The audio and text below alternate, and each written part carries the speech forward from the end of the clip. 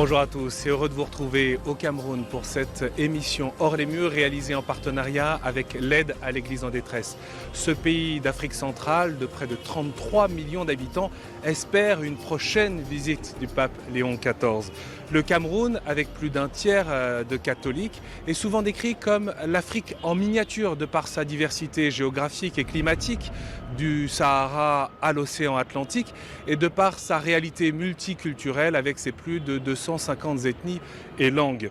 À travers nos reportages et plusieurs de nos entretiens, je vous propose de mettre en lumière quelques défis pour l'évangélisation aujourd'hui. Comment être acteur de paix dans un pays traversé par des tensions avec les anglophones séparatistes à l'ouest, avec les islamistes de Boko Haram au nord et dans un contexte post-électoral tendu.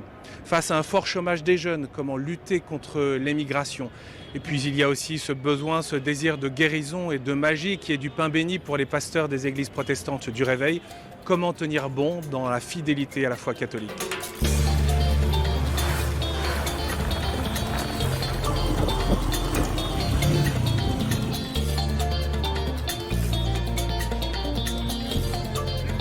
Notre périple commence à Yaoundé, plus précisément dans ce quartier populaire et multiculturel de Siméon, où c'est jour de fête aujourd'hui pour la consécration de l'église Saint-Charles-Borromée, une église paroissiale agrandie pour accueillir tous les fidèles avec un souci particulier de l'unité. C'est un reportage d'Anne-Chantal Giraud. Trois coups de crosse, et alors que s'ouvrent les portes de l'église Saint-Charles-Borromée, l'archevêque de Yaoundé, Monseigneur Jean Barga, est accueilli par les cris de joie et les applaudissements. Qu'ils soient francophones ou anglophones, de l'ethnie Bassa, Bamileke, Beti ou encore Ewondo, tous les fidèles des différentes communautés qui fréquentent la paroisse sont rassemblés. Cette consécration, après 14 ans de travaux, est l'occasion de vivre un moment d'unité. Ici en paroisse, nous avons favorisé la mise sur pied des communautés socio-linguistiques. C'est-à-dire ceux qui viennent du nord Cameroun peuvent se retrouver entre eux. Ceux qui viennent de l'est peuvent se retrouver entre eux. Mais le défi maintenant, c'est qu'on ne se replie pas, qu'on ne se renferme pas. On les invite ici à faire l'église ensemble. Les diverses communautés ethniques présentes sur la paroisse sont mises à l'honneur aujourd'hui, que ce soit dans les danses ou dans le choix des chants. Dans cette célébration, nous exécutons les chants en Ewondo, en Bassa et en Bamileke. Pour l'occasion, les 6 chorales de la paroisse se sont regroupées en une seule. Aujourd'hui, lorsqu'on chante en plusieurs langues, on se sent communautaire, on se sent une famille, on se retrouve dans une famille. Ici, on ne veut pas qu'il y ait des divisions. Tout le monde doit faire un.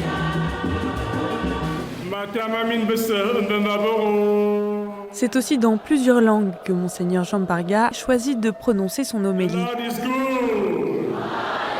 L'archevêque de Yaoundé insiste sur l'importance de l'unité entre tous dans le Christ. Acceptons de partir de nos origines pour nous ouvrir. Ma parenté basique, ethnique, tribale devient une petite base grâce à laquelle je m'ouvre à la parenté de la grande famille des chrétiens. Dans ce quartier cosmopolite. Dans l'assemblée, le chef coutumier Sa Majesté Essomba Beti est présent aujourd'hui. Comme dans la paroisse, le quartier de Siméon est multiculturel, une diversité qui ne gomme pas l'identité de chacun. Comme le veut la tradition, c'est l'un des rôles du chef coutumier de transmettre l'héritage culturel. C'est nous qui constituons les autochtones d'un Siméon. Pour ce descendant de Charles Atengana, le dernier grand chef de l'ethnie des Ewondo au Cameroun, la tradition a toujours une grande importance. Ce que nous portons, c'est la tenue traditionnelle en Beti. C'est la tradition qui nous commande pour affermir notre identité dans la culture. Une tradition qui n'empêche pas la cohabitation avec les différentes ethnies du quartier. Les ancêtres, eux, ne savaient pas, ils ne connaissaient pas ça. Ça, c'est la nouvelle génération dont nous sommes obligés de vivre ensemble avec ceux-là. Il y a des anglophones qui louent chez moi là. Il y a les Bamileke qui louent chez nous. Nous vivons en harmonie. La diversité se reflète aussi dans la cuisine camerounaise, au cœur de la vie sociale et culturelle. Depuis 6 heures ce matin, Félicité et ses amis ont préparé un repas de fête pour la paroisse. Là, c'est le poulet fumé. Au menu, une diversité de plats de la région du centre. Porc sauté aux légumes, poulet fumé, poisson macéré, frites de banane plantain ou encore du manioc. On fait les plats du centre parce qu'on est au centre. Si la base est souvent la même, les ingrédients utilisés et les méthodes de préparation reflètent les différentes pratiques culturelles. Dans le centre, on prépare le coq avec les arachides et les écrevisses. Les babimbi, par contre, préparent avec des arachides crus et ils mettent de la viande. Par contre, les anglophones, ils préparent le coq avec la peau de bœuf, qu'on appelle le héros. C'est autour du grand repas préparé par nos cuisinières que les différentes communautés de la paroisse Saint-Charles-Borromée se retrouvent à l'issue de la messe. Plusieurs jeunes ont rejoint la fête, comme Armelle. Pour elle, la paroisse est un lieu de rencontre, au-delà des clivages, renforcés en cette période post-électorale. Il y a beaucoup de tribalisme sur les réseaux sociaux parce que vous voyez, il y a les stéréotypes qu'on attribue souvent à certaines ethnies camerounaises. C'est peut-être que les Ewondo ont des minutes de folie, les Mamliké aiment trop l'argent. Surtout en période électorale, vous voyez, il y a les gens qui lancent des préjugés, que nous, on veut trop le pouvoir, des choses comme ça. Mais sur les réseaux sociaux, c'est trop violent et trop brut. Donc, on ne peut pas se fier à ça pour former une communauté solide. Siméon veut dire la terre des nations. C'est ce que veut incarner au cœur du quartier la paroisse Saint-Charles-Borromée.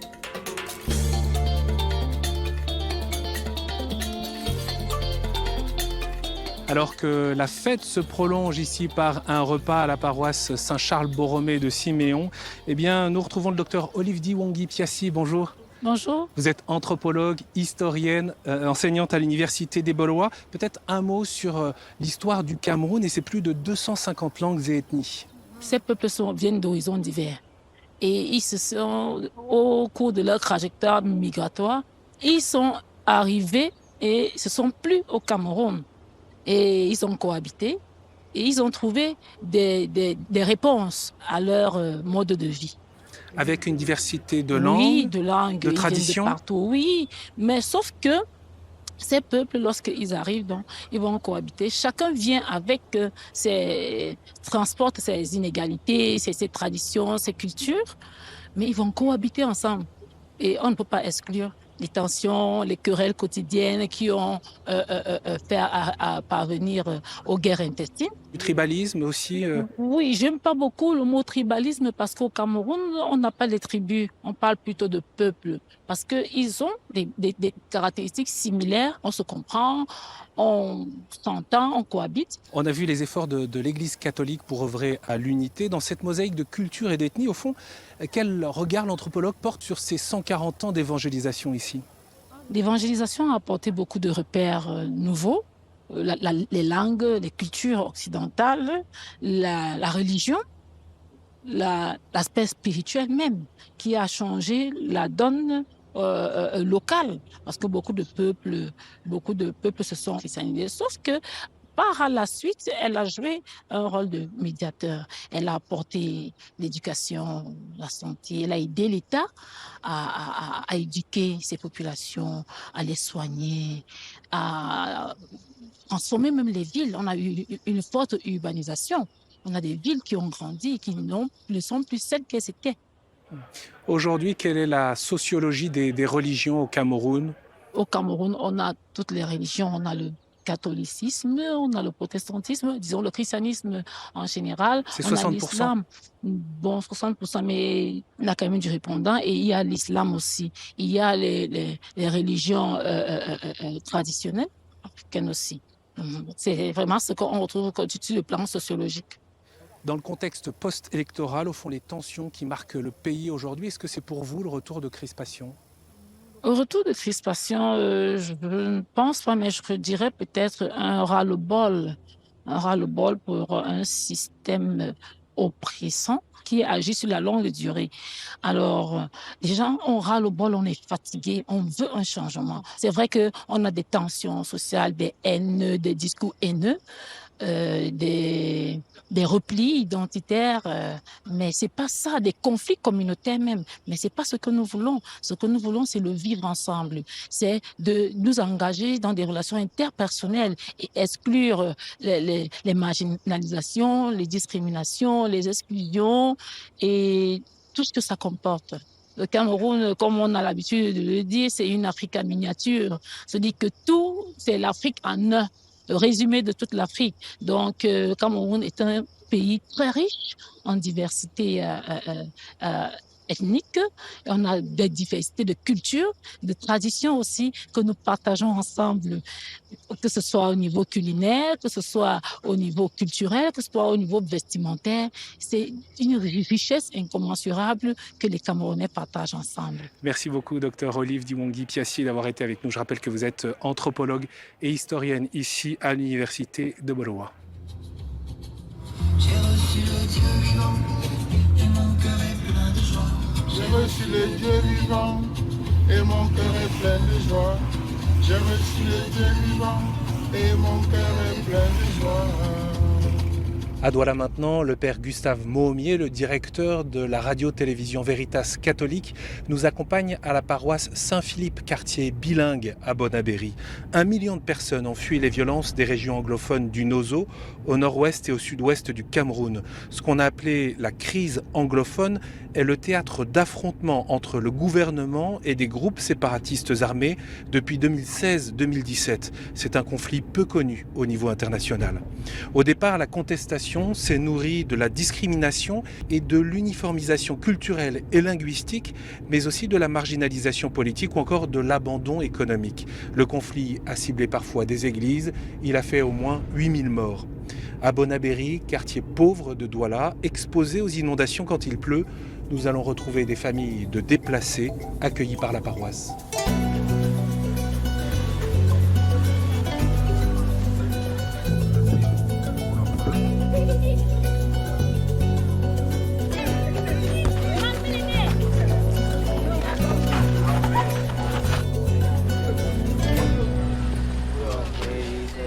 Cet après-midi, à la paroisse Saint-Philippe, quartier bilingue, plusieurs personnes sont rassemblées pour un temps de partage. Cette rencontre a pour but de voir comment nous avons fini l'année, comment nous avons commencé l'année, les difficultés que nous avons. Depuis le début de la crise anglophone, le père Innocent Kameni, curé de la paroisse, propose régulièrement un groupe de parole pour les 250 à 300 déplacés qui ont fui le Nozo et qui ont rejoint le quartier. Des civils qui ont tout abandonné, pris pour cible par les séparatistes anglophones qu'on appelle ambazoniens et par le gouvernement central qui contribue lui aussi à la violence. Beaucoup ont perdu leurs activités, donc ils n'ont plus rien à faire là-bas. Il y en a qui ont marché à pied des kilomètres, des centaines de kilomètres pour pouvoir arriver à Douala.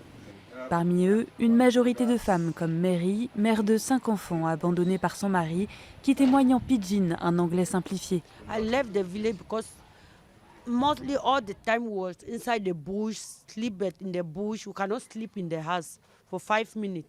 Then the house that I was living there, mostly the Amba boy, they will come and hide behind the backside of my house. Sometimes I run with the children and go and hide in the bush. I born my last born before one reach Douala here.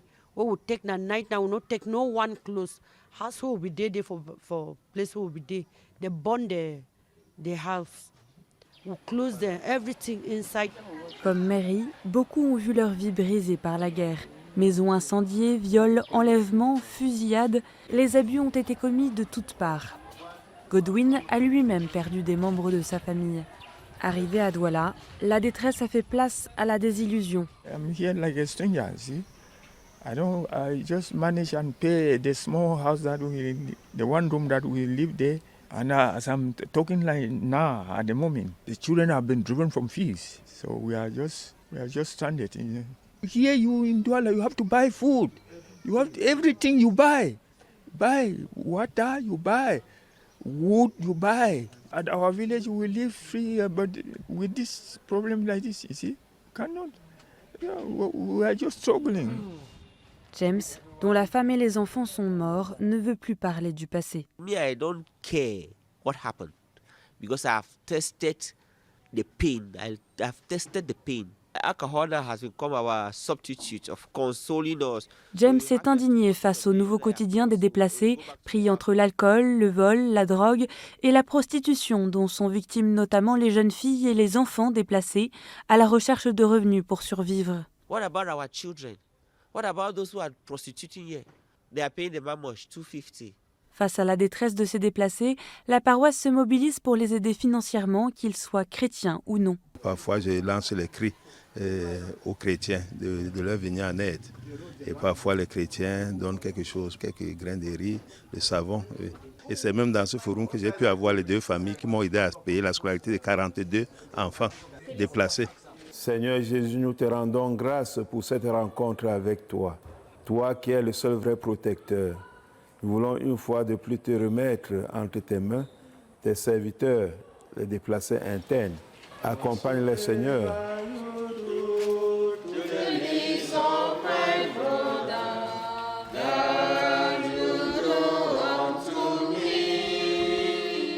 Beaucoup ici témoignent du soutien qu'ils trouvent auprès de l'Église, soutien matériel, mais aussi soutien spirituel qui les aide à tenir et même à rendre grâce à Dieu, malgré tout.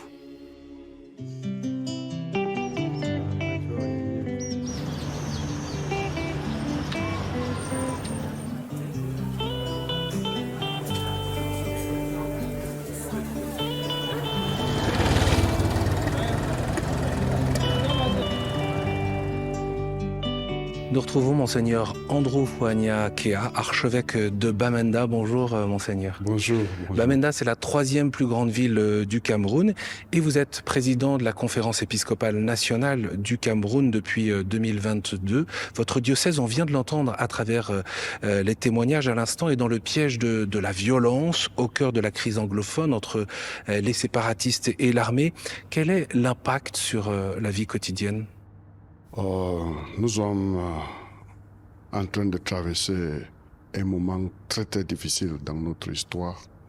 Pas seulement l'histoire de Bamenda, mais l'histoire de notre pays. Parce que à Bamenda, à Boya, dans la zone anglophone, on a vécu cette crise anglophone depuis 9 ans. Et ça a impacté beaucoup notre communauté. Parce qu'au début de la crise, les séparatistes ne voulaient pas les écoles. Donc pour 5 ans, les enfants n'ont pas allé à l'école. Et même maintenant, dans les périphéries, il y a toujours les enfants qui ne vont pas à l'école. Il y a beaucoup de déplacés. Les maisons étaient abandonnées depuis des années.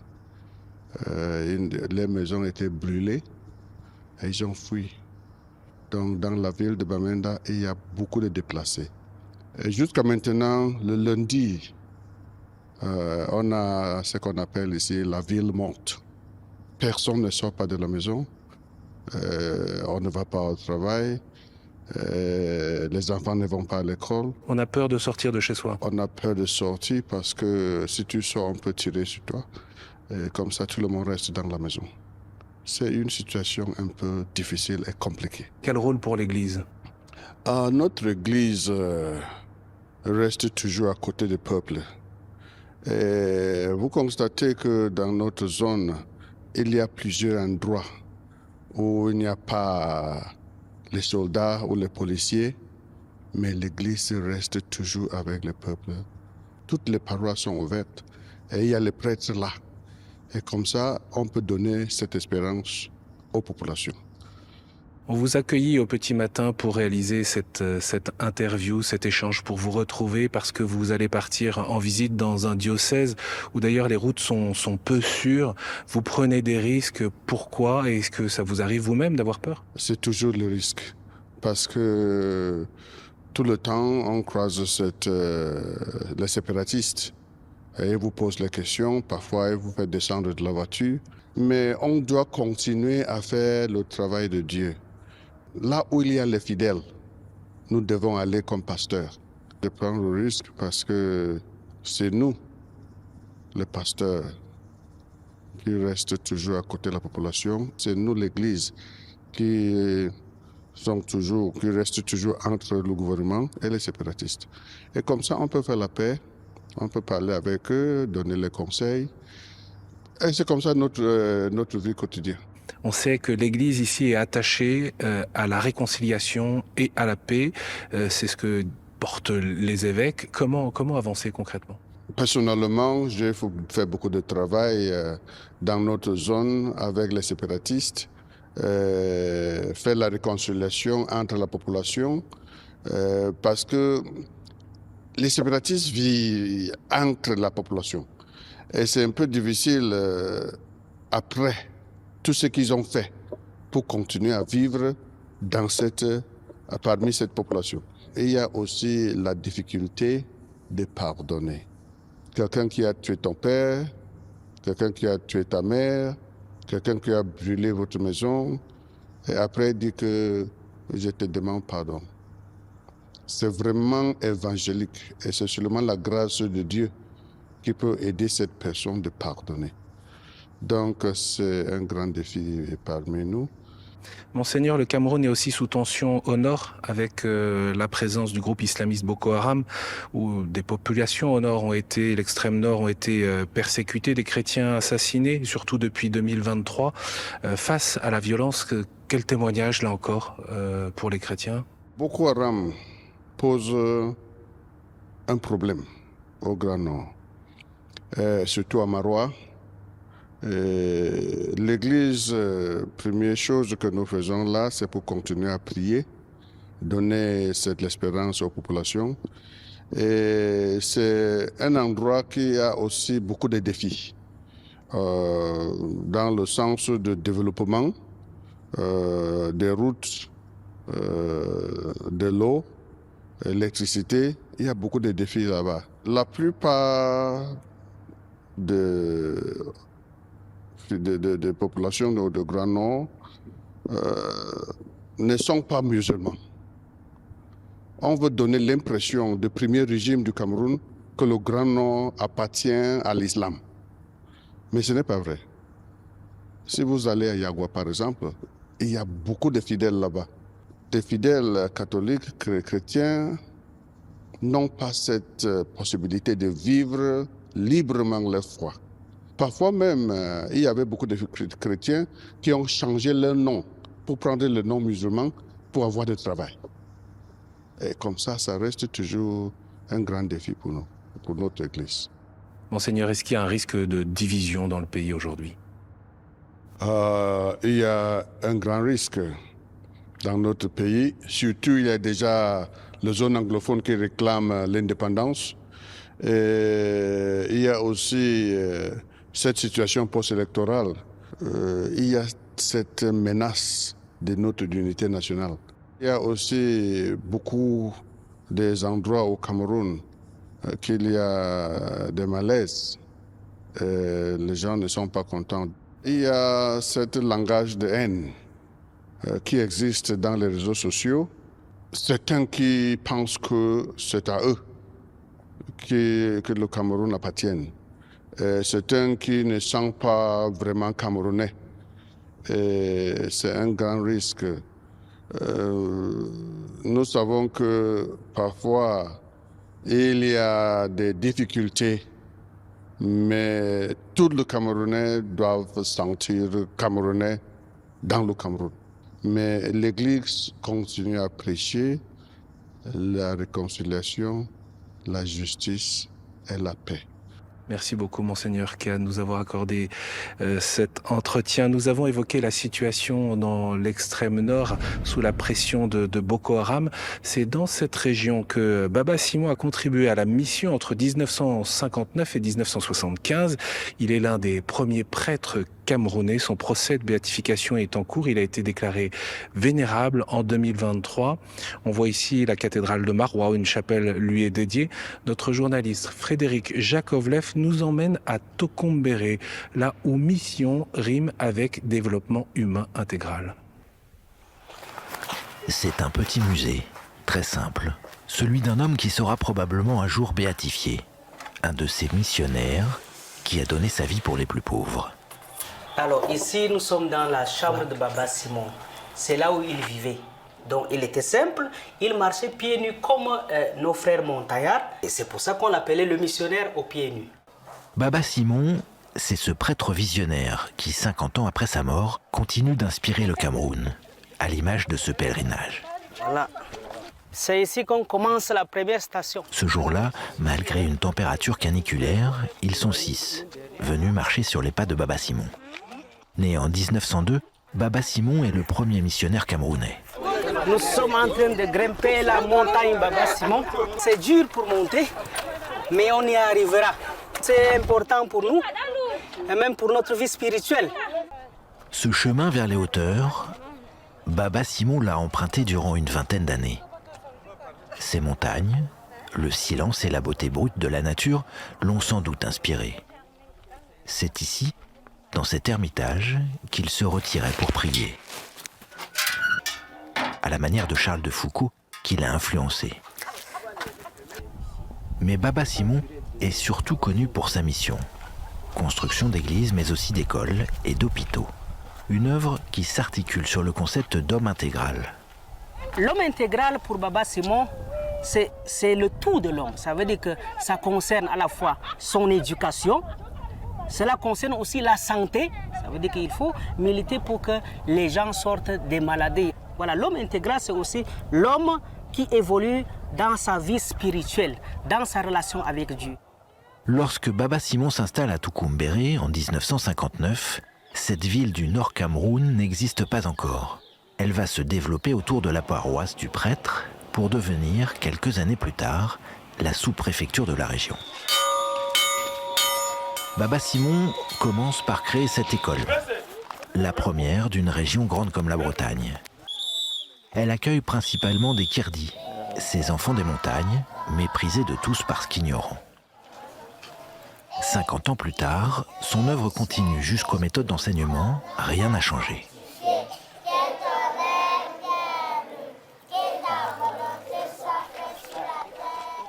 Jacqueline a longtemps fréquenté cette école. Elle est née dans ces montagnes et elle considère que Baba Simon lui a sauvé la vie. C'est grâce à lui qu'elle a pu devenir aide-soignante. Elle l'a rencontré à l'occasion d'une visite du prêtre dans son village. Elle avait une dizaine d'années. Il demandait à ma mère, pourquoi tu n'envoies pas tes enfants à l'école? Il dit, mais elle n'a fait que des filles, alors les filles n'ont rien à faire à l'école. Il dit non, les filles aussi peuvent aller à l'école. Alors j'ai demandé à ma mère que je vais aller à l'école, elle a refusé. Il voulait que je reste au village, l'aider dans la cuisine. Et puis après, il va sans doute m'envoyer en mariage, même avant l'âge quoi. Ça m'a énervé et je me suis évadé dans la nuit, au petit matin, pour venir à l'internat de Baba Simon. À mes enfants, je leur dis, si aujourd'hui vous avez fait des études, c'est grâce à Baba Simon. Si lui ne venait pas dans mon village, je ne serais jamais venu à l'école. L'autre pilier de l'œuvre de Baba Simon, c'est la santé. Lorsqu'il s'installe à Tukumbéré, le prêtre participe à la création d'un petit dispensaire de brousse qui va devenir le seul hôpital de la région. Le docteur Jean-Pierre Adoukara est chirurgien dentiste. Il se considère comme le fils spirituel de Baba Simon. Il est aussi le directeur de l'hôpital. Jean-Pierre aurait pu faire une belle carrière dans une clinique privée de Yaoundé, mais il a choisi de s'occuper des plus pauvres, comme cette femme, arrivée ce matin-là avec son enfant dénutri. Ou ce bébé, accouché grand prématuré dans la nuit, qui n'aurait certainement pas pu vivre sans les soins prodigués à l'hôpital. C'est ça qui nous donne la joie de continuer. On sait qu'on a des difficultés, on sait qu'on a la joie d'aider et de continuer à aider les gens à s'en sortir un peu dans leur état, dans leur situation. Heureusement, sinon on ne serait plus là. La principale préoccupation du docteur Adoukara, c'est de trouver les fonds pour financer le budget de l'hôpital. Bonjour madame. Car ici, les patients sont si pauvres qu'ils n'ont pas les moyens de régler les frais médicaux. D'autant que depuis 2014 et l'occupation du Nord Cameroun par la secte terroriste Boko Haram, la région est classée zone rouge. Tout est à l'arrêt, il n'y a plus beaucoup d'activités. L'hôpital autrefois recevait même des patients qui venaient de l'extérieur, de la frontière, y compris du Nigeria, du Tchad. Aujourd'hui, la mobilité entre les deux frontières, c'est difficile. Et donc, du coup, de ce point de vue-là également, nous perdons des malades qui venaient, eux, par contre, eux, payés, parce qu'ils venaient de Nigeria. Aujourd'hui, nous n'avons plus tous ces malades. Au collège et au lycée Baba Simon, le constat est le même. 10 ans de lutte contre Boko Haram ont encore précarisé la vie des populations, déjà parmi les plus pauvres du pays. Beaucoup ont des difficultés pour régler les frais de scolarité, seule ressource de l'école.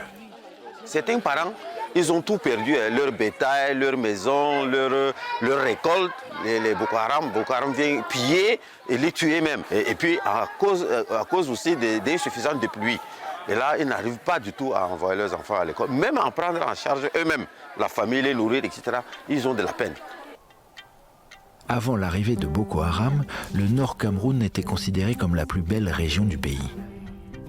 La baisse d'intensité du conflit laisse espérer une reprise du tourisme, notamment religieux. Mais la situation reste fragile. Le marasme économique, l'absence de politique gouvernementale laisse la population avec un sentiment d'abandon. 50 ans après la mort de Baba Simon, le Nord Cameroun reste une terre de mission.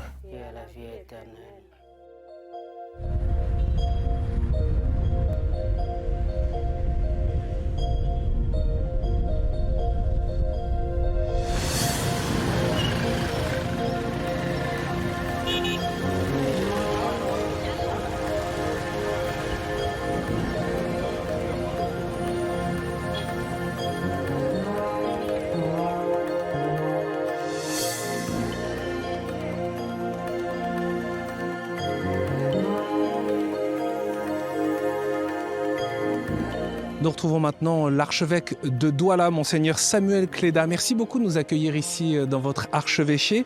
Douala, c'est la capitale économique du Cameroun. Oui, c'est réel, c'est juste. Oui, c'est ça. Avec 7 millions d'habitants, on est à 1500 km de Tokombéré. Oui. Et pourtant, vous avez une immense proximité avec Baba Simon, le père Simon Péké. En quoi Baba Simon reste un exemple, selon vous, ici pour l'Église au Cameroun? Baba Simon, ce qu'il a fait étonne tout le monde. Imaginez-vous, en 1959, il était ici, donc curé, là, juste de l'autre côté, dans une grande paroisse. Il quitte donc ici la paroisse, abandonnant tout ce qu'il avait ici à Douala, à ce temps-là. Il s'engage, n'est-ce pas, sur cette route pour aller vivre, n'est-ce pas, dans un milieu qui lui est d'abord inconnu, pour venir vivre avec les pauvres. C'est mettre au service de ceux-là qui n'ont absolument rien. Vers la fin, il a renoncé à tout. Il a nu-pied. Il était là pour la promotion de la personne humaine, mais lui-même s'est dépouillant de tout pour les autres. C'est ça qui est admirable. Et du coup, ça donne quelle coloration à l'annonce de l'Évangile? L'Évangile transforme d'abord totalement celui qui l'annonce. Et l'Évangile devient un service pour ceux à qui il est annoncé. Et comme le Christ qui s'est donné totalement à tout, et c'est ce que Baba Simon a fait, imiter vraiment Jésus-Christ pour annoncer la bonne nouvelle. C'est la bonne nouvelle qui devient vie, qui devient service, qui devient totalement au service de la personne humaine. Voilà, l'Évangile, c'est cela. Monseigneur, la situation économique au Cameroun s'est beaucoup dégradée ces dernières années. Un tiers des Camerounais vivent désormais sous le seuil de pauvreté. Le climat et la terre où tout pousse fait que les familles ne meurent pas de faim, mais ça ne donne pas du travail. Je vous propose de retrouver le témoignage de jeunes accompagnés par l'Église et notamment dans une initiative professionnelle auquel vous tenez beaucoup pour favoriser leur insertion professionnelle. C'est un trajet que Flore empruntait tous les jours il y a 3 ans. Derrière cette grille se trouve l'université de Douala. C'est là où j'ai eu ma licence en 2022 et j'ai fait mon Master 1. Flore n'a pas pu s'inscrire en Master 2 malgré de très bons résultats, faute de moyens financiers. Difficile en effet de trouver les 800 000 francs CFA nécessaires pour payer une année d'études, soit plus de 1 200 € quand on est l'aîné d'une famille de 5 enfants. Pour pouvoir continuer les études, il fallait que moi-même je prenne aussi en charge. Il y a mes frères et sœurs, donc ils doivent aussi avancer, arriver à un certain niveau. Du coup, en même temps, il fallait trouver du travail qui va me permettre d'être aussi un support aux parents pour pouvoir payer le Master 2 qui est très coûteux. Flore souhaite devenir expert comptable. Au début, elle a pu trouver un stage en parallèle de ses études, mais elle a été très vite confrontée à des salaires impayés avant d'être mise au chômage technique. Depuis, elle cherche désespérément un travail dans son domaine où il y a peu de débouchés. Pour trouver le travail ici, il faut avoir des relations, c'est pas le mérite. Je ne sais pas sur quoi on se base réellement. Donc c'est pour ça que très souvent, on dit souvent, ce sont des relations pour avoir quelque chose. Pour éviter d'être un poids pour ses parents et économiser, Flore a ouvert un petit salon de coiffure. Mais les shampoings et les lisseurs ne lui ont pas fait oublier son rêve de devenir expert comptable, peut-être même à l'étranger. Ceux qui sont ici ne font pas forcément ce qu'ils ont appris à l'école. Donc on se retrouve en train de faire des choses juste pour tenir. Je me dis qu'à l'étranger, et c'est ce que je constate, il y a beaucoup d'opportunités. Donc en ayant peut-être des diplômes plus spécifiques du pays où on ira, on a plus d'opportunités d'avoir un travail. Régulièrement, Flore se rend à la paroisse universitaire Saint-Thomas d'Aquin où elle trouve soutien et réconfort. Bonjour mon père. Ça va bien, merci vous. And the Lord said to him. Ça me permet de m'apaiser, de me calmer, de me dire que oui, il y a quand même quelqu'un quelque part qui m'écoute. Comme Flore, de nombreux jeunes au Cameroun peinent à trouver du travail dans le secteur où ils sont diplômés. Alors que le chômage touche environ 35% des 18-35 ans, le diocèse de Douala s'est lancé un défi, favoriser l'insertion professionnelle des jeunes en créant un centre de formation en menuiserie et ébénisterie dans le quartier de Nialakambo. On va dégaucher le bois. Je vais vous montrer comment on dégauche une planche. Une formation sur le terrain mise en place l'année dernière qui a l'avantage d'être gratuite et ouverte à tous les jeunes.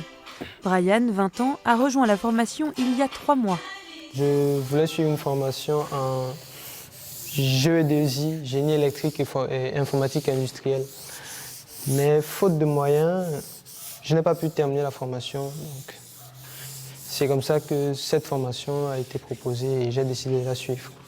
Le parcours, prévu sur 3 ans, a été pensé par le père Girès Valère Nopieguier, diplômé en menuiserie et directeur du centre. Très souvent, on a affaire à des jeunes qui sont dans l'engrenage de la corruption, du détournement, des surfacturations.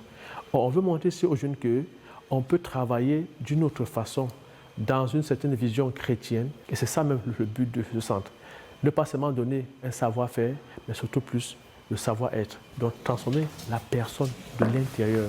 Spiritualité et travail. En plus de la formation pratique, les jeunes reçoivent des enseignements théoriques et spirituels. Le travail nous amène à ressembler à Dieu. Il faut travailler dans la vérité, dans la justice, dans l'humilité et dans le seul but de servir nos frères et sœurs. Pour Brian, cette formation intégrale est un plus. Ça permet de donner un sens un peu plus profond au travail de l'homme. Pas seulement de travailler pour travailler, mais de travailler dans le but de sauver son âme. Parce qu'en travaillant, nous participons nous aussi à l'œuvre de création de Dieu. Nous continuons l'œuvre de création de Dieu. Les étudiants participent à la finition et au montage.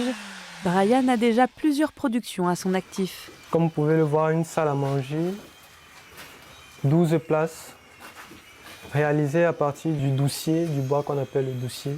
Il y a une certaine fierté de voir que nous aussi nous pouvons apporter à notre façon à l'embellissement d'un meuble. Grâce à cette formation, Brian espère pouvoir un jour ouvrir sa propre menuiserie. Le centre a quant à lui le projet de s'agrandir pour accueillir plus largement et permettre à de plus en plus de jeunes d'accéder à l'emploi.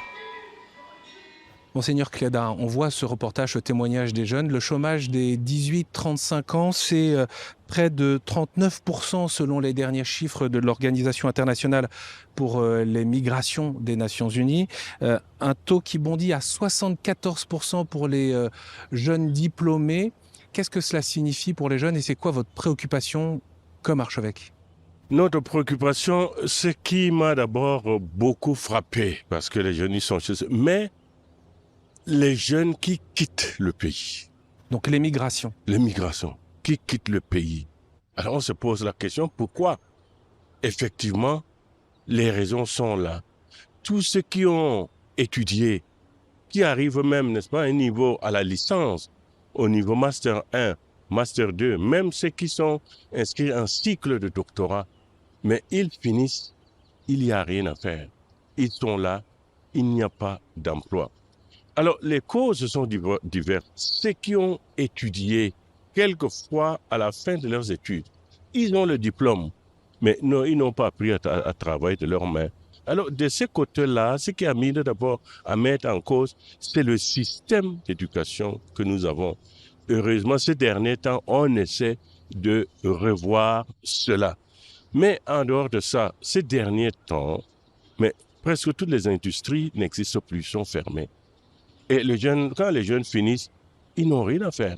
Alors justement, devant ces obstacles qui paraissent importants, qui sont difficiles, qui sont aussi structurels, on rappelait tout à l'heure l'engagement de l'Église pour le développement humain intégral. Qu'est-ce que peut l'Église alors justement ? Mais ici, c'est que nous essayons de faire vraiment d'être avec ces jeunes-là.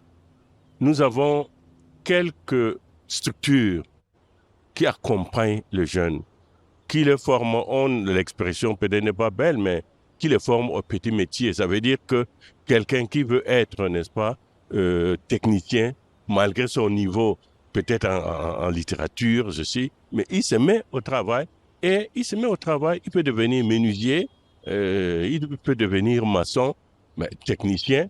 Quelquefois, ça ne leur demande plus beaucoup d'études pour cela. L'Église est là pour les accompagner dans ce sens-là.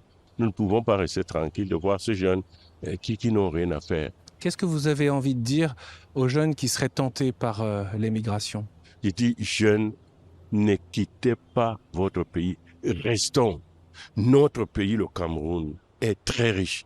Il suffit tout simplement que tous aient la bonne volonté de transformer notre pays. Et une fois que le Cameroun est transformé, nous avons tout. Nous avons tout. Alors, si nous quittons, mais la misère ne finira jamais. Il n'y aura plus rien pour faire quoi que ce soit ici dans notre pays. Et c'est très difficile. Quand nous comme pasteurs, nous voyons cela, ça nous fait beaucoup souffrir. Dans une ville comme Douala, où il y a tant de monde, mais chacun doit lutter. Mais cependant, ce qui nous sauve un peu, je dirais ici au Cameroun, c'est qu'on a mangé. Sinon, on ne tiendrait pas le coup. Les gens ont à manger et les gens acceptent encore leur situation. Mais il est important qu'on fasse quelque chose pour renverser la vapeur, pour changer les choses, pour orienter, n'est-ce pas, les choses d'une autre manière. Je ne suis pas un prophète de malheur, loin de là. Mais il faudrait quand même donner quelque chose qui pousse les jeunes à espérer. C'est surtout ça. Le Cameroun attend le pape Léon XIV. Vous souhaitiez cette rencontre du pape avec les jeunes ici à Douala. Pourquoi ? Qu'est-ce que vous en attendez ? Non, mais justement, pour leur donner une parole d'espérance, pour dire que tout est possible, qu'ils s'attachent à Jésus-Christ, qu'ils fondent leur foi en Jésus-Christ. À partir de là, ils peuvent transformer leur société. Que le pape leur donne cette parole d'espérance-là. L'évangile, la bonne nouvelle. C'est surtout ça, que le pape leur dise qu'il est avec eux, qu'il leur annonce, qu'il leur est venu leur annoncer Jésus-Christ. Jésus-Christ qui ressuscite. Jésus-Christ qui fait vivre. C'est cela que nous attendons du pape. Merci beaucoup, Monseigneur Cléda, de nous avoir accueillis ici. Merci bien.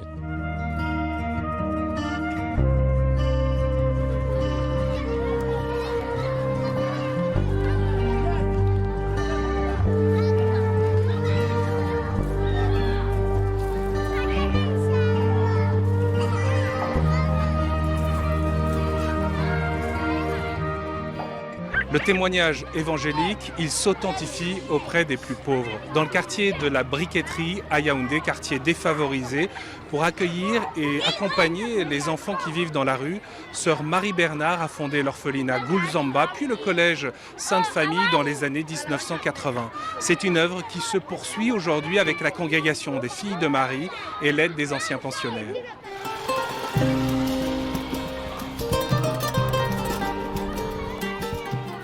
Je m'appelle Antoinette, je suis la responsable de l'orphelinat Goulzamba. L'orphelinat existe depuis presque 43 ans.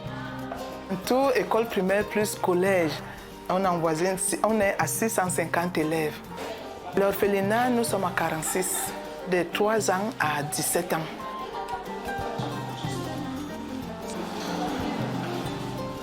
Je suis la sœur Jeanne-Antoine. J'ai 15 ans de vie religieuse.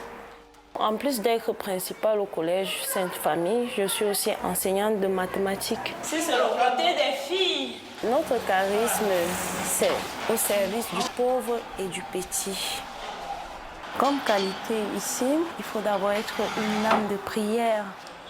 Après, il faut avoir des qualités humaines. Il faut être douce, aimer les enfants. Un secret entre elles. Tous ces enfants nous viennent des affaires sociales.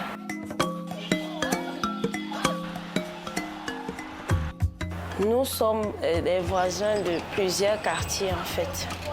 Et le quartier le plus dangereux, c'est la briqueterie. C'est un quartier où on trouve beaucoup de violence, beaucoup d'agressions. On a eu des cas de viol. Il y en a qui ont été maltraités au sein de leur famille. Et il y en a, pour la plupart, qui ont été abandonnés dans la rue. Il y en a qui ne se souviennent même pas de leur famille, qui ne savent pas s'ils ont une famille. Quand un enfant arrive chez nous, pour la plupart, ils sont d'abord renfermés. Ils veulent rester dans leur coin. On sent qu'ils ont des difficultés. Et c'est avec le temps, avec l'accompagnement, qu'ils s'ouvrent peu à peu. On se débrouille avec ce que nous avons. L'État ne donne pas des subventions par rapport à ça. Tout ce qu'ils font, c'est de nous confier des enfants. Le samedi, ils mangent soit du fad, soit la sauce gombo. Il y a les équipes de cuisine, c'est pour qu'ils soient quand même un peu autonomes, parce que la vie ne s'arrête pas seulement ici. Je m'appelle Angelina. Je suis ici depuis 2019. Tout ce que c'est que ma mère m'avait laissé dans un commissariat. Elle m'avait dit de rester là. Elle est sortie. Je suis restée, ça a un peu duré. Puis je suis sortie pour aller regarder si elle était là-bas. Et elle n'était pas là. Je dormais dehors, sur les bancs. Mais je n'en veux pas trop. Elle ne m'a pas tuée comme certaines femmes font.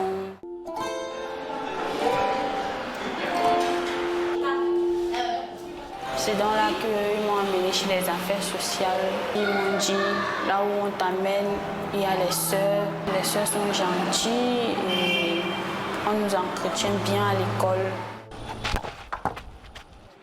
La première option que j'ai, c'est être une footballeuse. Et si ça ne marche pas trop, je veux partir à la police. Je prie souvent Dieu que puisse voir un jour ma mère. Peu importe ce qu'elle a fait dans la vie, et même si elle m'a abandonnée, elle restera toujours ma mère. Je prie beaucoup Dieu que je réussisse aussi dans la vie pour aussi aider ceux qui sont comme moi.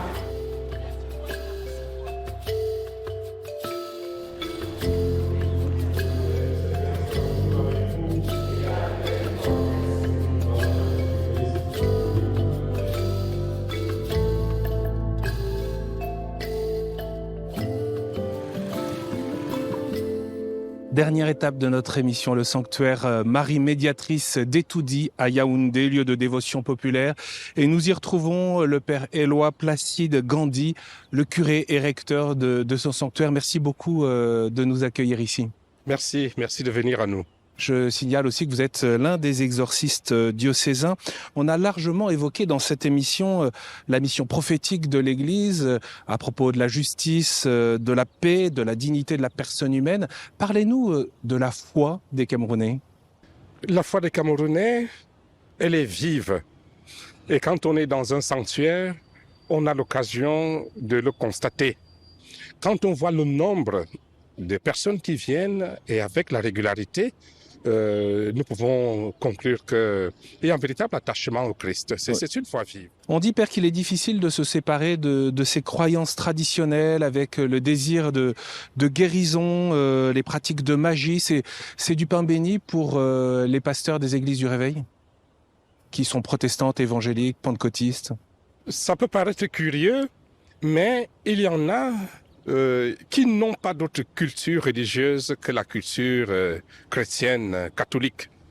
Régulièrement, nous recevons des gens qui se refusent justement à toute autre croyance, à tout autre attachement qu'au Christ. Le prêtre reste pour eux une figure de proue, une figure de stabilisation sociale, en plus évidemment de garantir une sécurité spirituelle. Et alors ce rapport aux cultures traditionnelles? Les tentations surviennent avec la maladie, avec la pauvreté.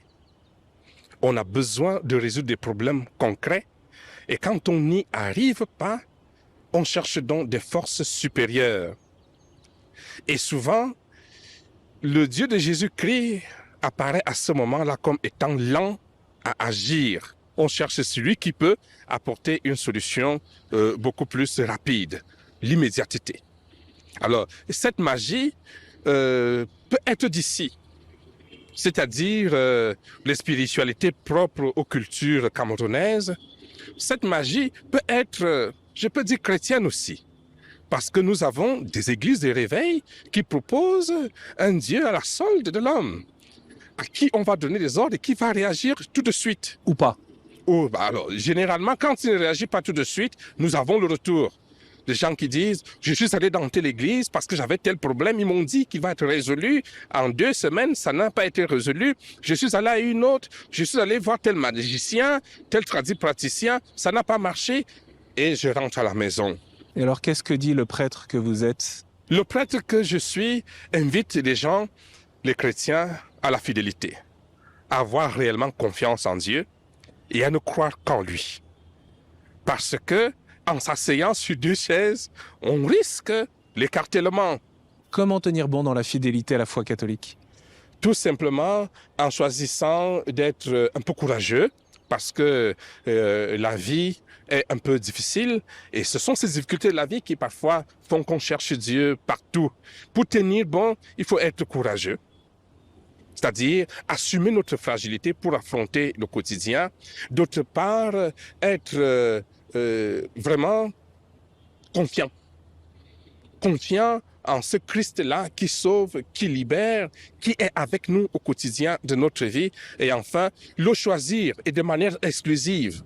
Merci Père de nous avoir accueillis ici au sanctuaire Marie Médiatrice de Yaoundé. Nous arrivons au terme de cette émission. Il y a un adage populaire qui dit si on t'explique le Cameroun et que tu as compris, alors c'est qu'on t'a mal expliqué. Pourtant, tous ceux qui nous ont accompagnés, nous ont accueillis, se sont donné du mal pour nous donner à voir et à comprendre quelques-uns des défis de l'évangélisation et l'enjeu du développement humain intégral au Cameroun, qui espère, vous l'avez compris, la visite du pape Léon XIV. Et on remercie tous ceux qui nous ont accompagnés, accueillis.